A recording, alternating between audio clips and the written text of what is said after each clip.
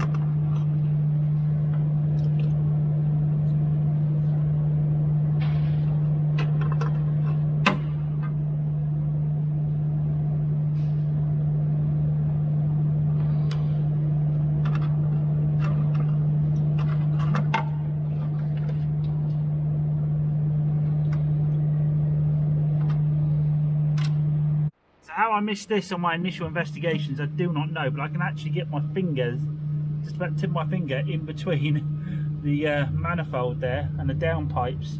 So no wonder I've got air coming out of it. It's just billowing out of there. I'm not sure how I missed that when I was looking at this the other day and doing other gaskets. So we may have a go just tightening those up actually. If they tighten up, then actually is there any real need to change the exhaust out at all. We'll give it a go and we'll see how we get on. Oh blimey, that's a fair bit quieter than it was. I think perhaps having a gap that big on your exhaust manifold might well have affected the amount of noise. Gentleman with Punto's been back and picked it up. I just want to be clear at this point from my previous video, by the way, he's a really good customer, he's a lovely guy, the family are really good, they've got a Fiat 124, they get serviced by Stu. They're a lovely family, and the reason that he was asking about the clutches, he did pay me a contribution, if you remember from my previous videos, towards having a new clutch fitted. So he was, you know, understandably worried that maybe there was a fitting or a manufacturing fault with it. He did come to pick it up today. He tried to replicate for me in the car park. He said if I put the handbrake off and go into reverse with the handbrake, it'll make the smell, and it didn't. He's driven it all the way home. He's going to let me know how he gets on. Like I said to him, it's entirely possible with the longer drive back and forth that he's burnt off some stuff kicking around from when we did the clutch for him. But if he's got any concerns at all, let me know again. So he's gone away. We are going to do a top mount on it for him. We held off doing it in case we did have to take the clutch out, and he's had to take the car away because we've got his 124 in with a problem with it at the moment. So when he brings the 124 back, we're going to do a top mount for him. But I said, look, don't worry, you know, he said, oh, do I need to extend the warranty out, you know, in case there is a problem with the clutch? I said, look, you pay towards the clutch being fitted, we fitted it, if there's a problem with the clutch, we'll sort it, so don't worry about it. So yes, so that car's gone away, and I'll let you know if it comes, there's any issues, further issues with it at all. I smashed my phone, by the way, which is why it might be a little bit wobbly. So if you remember, I picked up this cheap Giulietta a little while ago, and when I first drove it, I noted that it had very little turbo boost. And when we ran codes on it, it came up with a code relating to no turbo boost, nothing relating to DPFs or anything like that. This is the 2-litre diesel, and a lot of you said it might be this. I think it's the boost pressure sensor. Stuart and Pete also thought it might be that, so I got one off eBay, and Stuart's plumbed that in for me this afternoon when I was working on the MX-5. It only took about 10 minutes or so. I think it was a bit of fiddling. But it's in there now, and he's taking it around the block and tells me that it's boosting really well now. So I'm going to drive it home tonight and see what I think, and also check for any other faults, because we haven't really taken it far enough yet to find out if there's any other faults with it as well. Like I said, I don't think this was massively expensive, and it wasn't particularly hard to fit, and that was the only code in the car, so fingers crossed she drives well other than that. So we got another Hyundai back, little i10.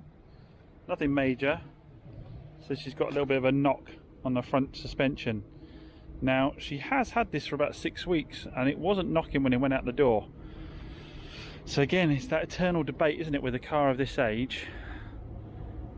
Is that wear and tear or not? If it's like a lower arm or a top bush, is that wear and tear? She's had 6 weeks of usage on the car, and now she's got a very slight knock on it. Probably aren't going to argue the toss, just for my local reputation side of things, but you can see why another dealer might turn around and say, well, hang fire, you've been driving the car around for 6 weeks, it is an older car, it has done, you know, 80 odd thousand. I think this one might have lower mileage on it, you know, it's done the miles. You know, you're now taking over sort of ownership of the car and the consumable items that go wrong with it. But 6 weeks, I don't know, I'll have a look at it and we'll make a decision from there. I don't think I'm going to argue the toss. I think I probably will fix it, unless of course it's been damaged. But yeah, we'll see, we'll get it in. Well, we've jacked it up and wiggled it about all sorts, jacked the whole front end up, got lever bars in, wobbled it about all over the shop. Cannot find where this knock is coming from. There doesn't seem to be any worn rubbers on any of the components. So what I'm going to do, pop it over to Car Care and get the MOT tester to put it up on his ramp and use his shaker plates and see if he can identify and get a second opinion on it. I hate knocks, they're always like this, you know. It's very rare you get under the car and just see that rubber's completely destroyed and go, yep, that's what it is, and swap it out. It can be a tiny amount of movement, can create a lot of noise. So the little i10, I've updated the lady on what's going on with it, told her I need it a little bit longer, she's cool with that. So what I've done is remove the 2 drop links to the anti-roll bar, and then I want to drive it again and see if the noise is still there. If the noise isn't there anymore, we know we've got a problem either with the drop links or with the bushes on the anti-roll bar. If the noise is still there, we know potentially it's in the lower arm or it's top mount, potentially. So the i10's all sorted. It was a drop link in the end, and it was actually, even though the noise was coming from the driver's side, it was the anti-roll bar drop link on the passenger side that was bad. And as soon as I disconnected it, drove it around, it didn't make the same noise anymore. I should have done some video in between of swapping the parts out. So it's cost me 30 quid including VAT for 2 drop links. I decided to do the other side as well, because if this side is getting old, that side's probably not so good either. She's had the car about 6 or 7 weeks. I'm not going to be charging her for it. I did notice that there was an advisory for a drop link, slight play and a drop link from the last MOT. I think this has got an MOT till March, I think. So as far as I'm concerned, that went out with an existing fault. I don't think I'd have charged her either way. To be honest, I wouldn't have charged her either way.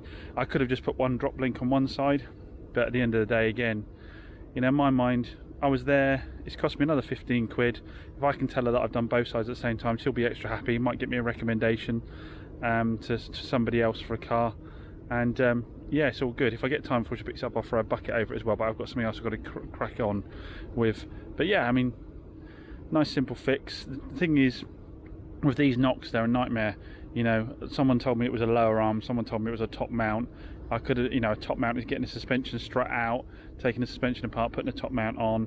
Loads of time, the lower arm is. Some good advice from some experienced guys said, look, disconnect the anti-roll bar first, drive it around, see if it makes the same noise. If it's still making the noise and it's not the anti-roll bar, you need to look at the lower arms, the top mount. Sorry, if it is still making the noise, it'll be the lower arms or the top mounts. But if it isn't making noise, it was the anti-roll bar, and it was either the anti-roll bar bushes or it was a drop links. So yeah, sorted. Hopefully happy customer. Right, let's try that again. Like I say, we've got no sticky pad on the thing. I'm in third, I'm in dynamic.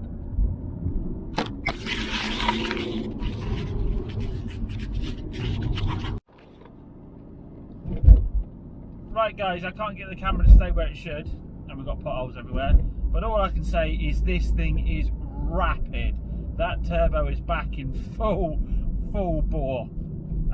It is very quick. It has got so much torque.